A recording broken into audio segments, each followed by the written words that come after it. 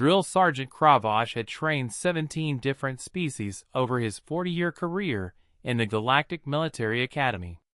He'd seen cadets from low-gravity worlds struggle with basic marching. He'd watched methane breathers pass out in oxygen-rich environments. He'd even witnessed a crystalline student shatter from performance anxiety. But nothing, absolutely nothing, had prepared him for Cadet Marcus Webb. The Extreme Endurance course was designed with meticulous cruelty over decades of military science. It stretched across 50 kilometers of the harshest terrain the Academy could legally simulate: caustic swamps, zero-visibility fog zones, artificial gravity wells, and obstacles requiring peak physical conditioning. The record completion time was 6 days, for hours, held by a Vraxian whose species had evolved climbing vertical cliff faces on a high-gravity world. Standard cadets took the full week. Many didn't finish at all. Kravosh watched through his monitoring tablet as the human cadet stepped up to the starting line at 0600 hours, looking irritatingly relaxed. The other drill sergeants had gathered in the observation tower, curious about their first Deathworlder recruit. There were bets running about whether the human would make it past the acid marsh. "Begin when ready, Cadet Webb," Kravosh announced through the speakers, his mandibles clicking with what he thought was intimidating authority. Marcus checked his standard issue pack, rolled his shoulders once, and sprinted into the course like something was chasing him. The first obstacle was a 3-kilometer crawl through synthetic mud designed to exhaust candidates before they'd barely started. Most species took 2 hours to navigate it, their limbs burning with lactic acid buildup. Marcus was through in 11 minutes. "Sensor malfunction," Instructor Telvax muttered, tapping her screen. "Has to be." But the cameras didn't lie. The human had simply crawled faster than physics should allow for a biped his size. His breathing remained steady, controlled. When he emerged, covered in mud, he didn't even pause to rest. The vertical climbing wall came next, 15 meters of slick polymer that most cadets attempted 3 or 4 times before succeeding, usually on day 2 after they'd studied the handhold pattern. Marcus looked at it for approximately 4 seconds, then launched himself upward with the casual confidence of a species that had somehow survived climbing trees while being chased by predators with actual fangs. He topped the wall in 90 seconds. "This is wrong," Kravosh said quietly. "This is very, very wrong." By hour 1, Marcus had cleared obstacles meant to spend 3 days.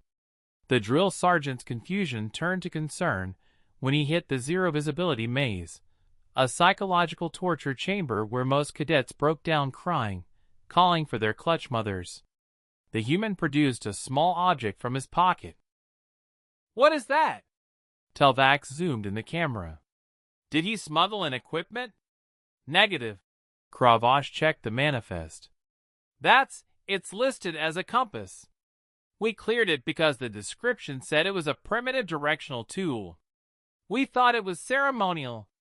Marcus used the compass, some scratch marks on a wall, and what appeared to be pure spatial reasoning to navigate the maze in 23 minutes. The previous record was 9 hours.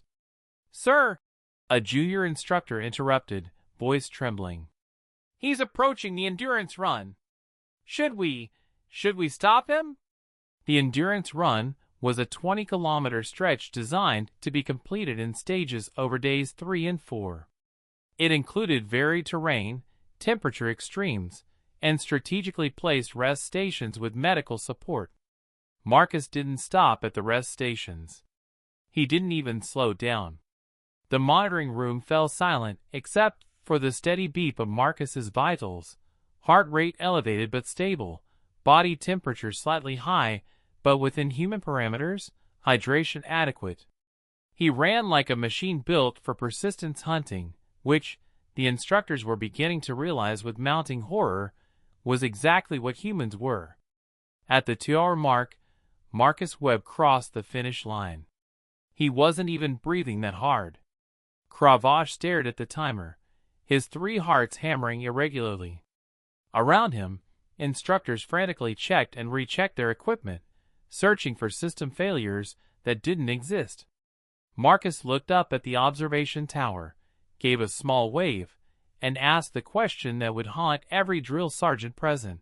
"Sir, is there a cooldown lap, or can I hit the showers?"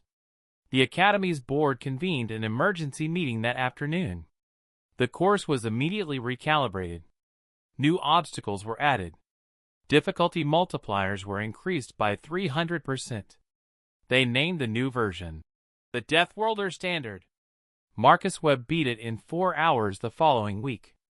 After that, the instructor stopped timing him. Some things, they decided, were better left unmeasured. Besides, watching their carefully designed torture course get treated like a morning jog was bad for morale. Kravash updated his personal log that evening with a single note. "Humans don't have a maximum. They have a not trying yet." He retired the following year. His mandibles never stopped clicking nervously again.